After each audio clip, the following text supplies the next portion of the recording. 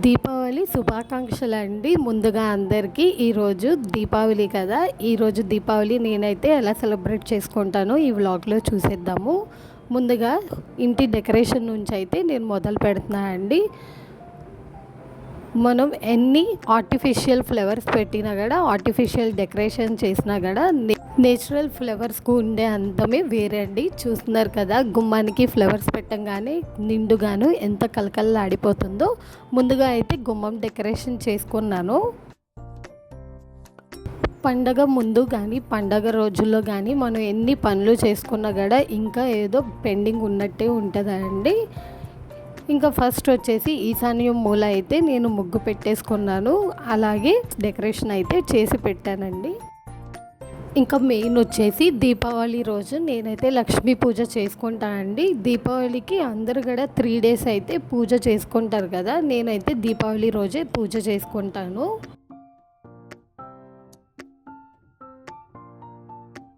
పీఠం ఇలాగా ముందుగా డెకరేషన్ చేసుకున్న తర్వాత దేవుడికైతే కూర్చోపెడుతున్నానండి. ముందుగా గణపతికి అయితే నేను కూర్చోపెట్టాను, ఆ తర్వాత లక్ష్మీ అమ్మవారికి అయితే నేను కూర్చోపెట్టాను.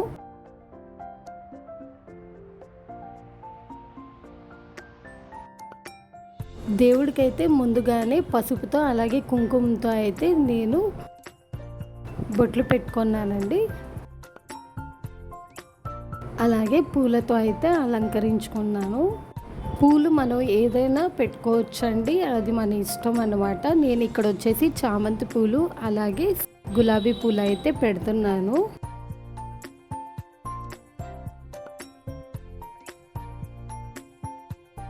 పూజకి నేను ఎక్కువ డెకరేషన్ అయితే ఏం చేసుకోవట్లేదండి, చాలా సింపుల్గా చేసుకుంటాను. మనం పూజకి ఎంత డెకరేషన్ చేసుకున్నాం అనేది కాదు, కాకపోతే ఎంత ప్రశాంతంగా ఎంత మంచిగా చేసుకున్నాం అనేది కావాలి కదా.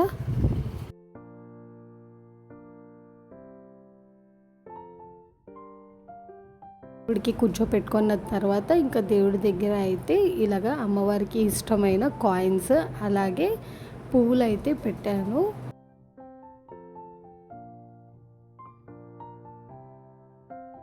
నేను లక్ష్మీ అష్టోత్తరము ఈ పువ్వులతో అయితే చదువుకుంటానండి.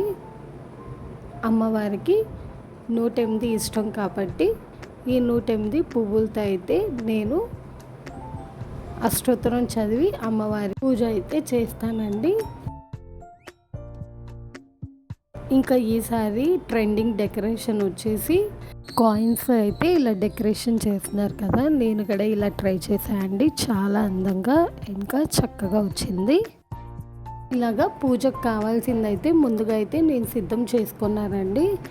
ఇంకా ప్రసాదాల పార్ట్ వచ్చేసరికి నేను కవర్ చేయలేదు. ప్రసాదాలు వచ్చేసి పులిహోర అమ్మవారికి ఇష్టం కాబట్టి సేమియా పాయాసం అలాగే గారెలు అనుకుంటున్నాను.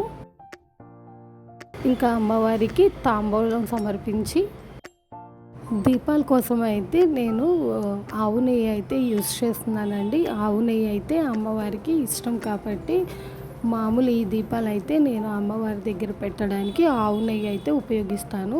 అలాగే చాలామంది ఏకవొత్తు వేస్తున్నారు, అలా ఏకవొత్తు కాకుండా ఇలాగా 2 ఒత్తులు అయితే ఒక ఒత్తులాగా చేసి వేయాలండి. ఇలాగా 2గా వేసుకోవాలి. ఏకవొత్తు అనేది వెలిగించకూడదు అనమాట, 2 ఒత్తులు కంపల్సరీగా పెట్టాలి. 2 ఒత్తుల్ని ఏకవొత్తుగా చేసి ఇలాగ 2 ఒత్తులు వేయాలన్నమాట.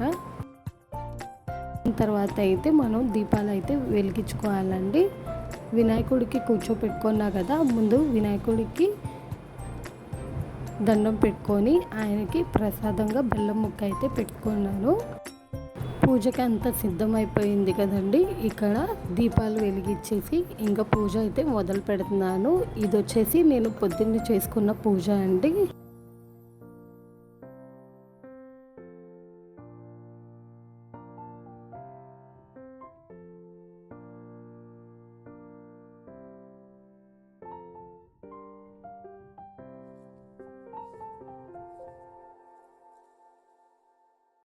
ఇక్కడ ముందు పూజ నేను గణపతి పూజతో అయితే ప్రారంభించానండి.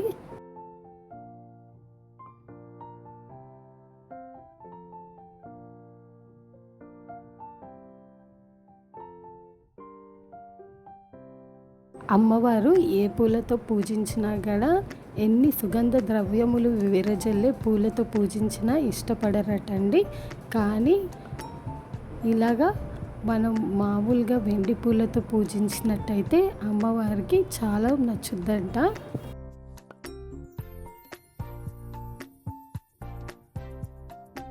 ఇలా అమ్మవారి అష్టోత్తరం అయితే చదువుకున్నా అండి. అమ్మవారి అష్టోత్తరం చదువుకున్న తర్వాత అమ్మవారికి నివేదనగా అయితే పాయసం అయితే పెట్టాను. మనకి చదువుతున్నప్పుడు అమ్మవారి పారాయణాల్లో ఉంటుంది కదండి, పాయసన్న ప్రియ అని. అందుకనే అమ్మవారికి ఎంతో ఇష్టమైన పాయసం అయితే నైవేద్యంగా పెట్టాను. అలాగే ధూపదీపాలతో అయితే నా పూజ అయితే కంప్లీట్ అయిందండి. ఇంకా అమ్మవారికి దండం పెట్టుకొని కొబ్బరికాయ కొట్టి నా పూజ అయితే ఇలా కంప్లీట్ చేసుకున్నాను.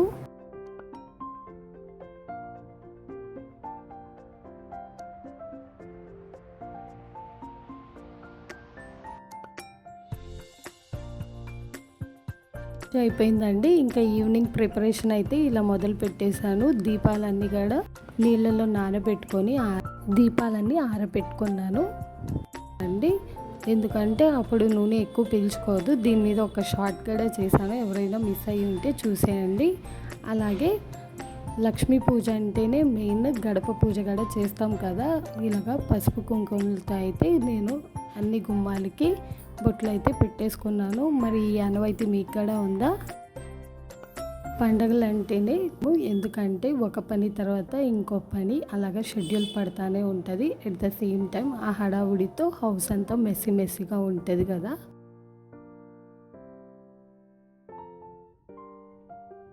ఈసారి మీరు పూజ ఎలా జరుపుకున్నారు? ఈ దీపావళి సెలబ్రేషన్స్ మీరైతే ఎలా చేసుకుంటారో నాతో కామెంట్ సెక్షన్లో షేర్ చేసుకోండి.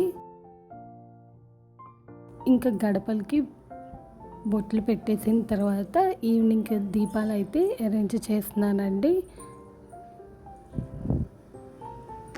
చెప్పాను కదా, నేను ఏకవత్తి అయితే వేయకూడదండి. ఇలాగ 2 ఒత్తులు తీసుకొని ఏకవత్తిగా చేసి 2 ఒత్తులు వేసుకోవాలండి. సాయంత్రానికి దీపాలు అయితే ఇలా రెడీ చేసి పెట్టుకున్నాను. నా పనులన్నీ అయిపోయాయండి. ఇంకా నేను కూడా సాయంత్రం పూజకైతే రెడీ అయిపోయి సాయంత్రం పూజ కూడా రెడీ చేసుకున్నాను. పొద్దున్నలాగానే సాయంత్రం కూడా ఆవుని ఈ దీపాలు అయితే నేను వెలిగించి పూజ చేసుకుంటున్నానండి. పూజ అయిపోయిందండి. ఇలాగా నేను దీపావళి లక్ష్మీదేవి పూజ అయితే జరుపుకున్నాను. నేను పండగ 3 రోజులు కాకుండా దీపావళి రోజు మాత్రమే 2 పూట్ల లక్ష్మీదేవి పూజ అయితే చేసుకుంటాను. ఈ వ్లాగ్ మీ అందరికీ నచ్చిందనే అనుకుంటున్నాను. సాయంత్రం ప్రసాదం కోసం అయితే గారెలు పెట్టుకున్నా అండి. ఈరోజు ప్రసాదానికి గారెలు ఇనప పదార్థాలతో చేసిన ప్రసాదం ఏదైనా నివేదన పెడితే మంచిది అన్నారు. అందుకని నేను కూడా గారెలు పెట్టుకున్నానండి. ఇలాగా సాయంత్రం పూజ అయితే అయిపోయింది. ఆ తర్వాత కొన్ని క్రాకర్స్ అయితే ఇలాగా కాల్చుకున్నాము. అంతే అండి, ఇది మా దీపావళి సెలబ్రేషన్స్. ఈ వీడియో ఎక్కడితో ఎండ్ చేసినా stay tune to for more vlog.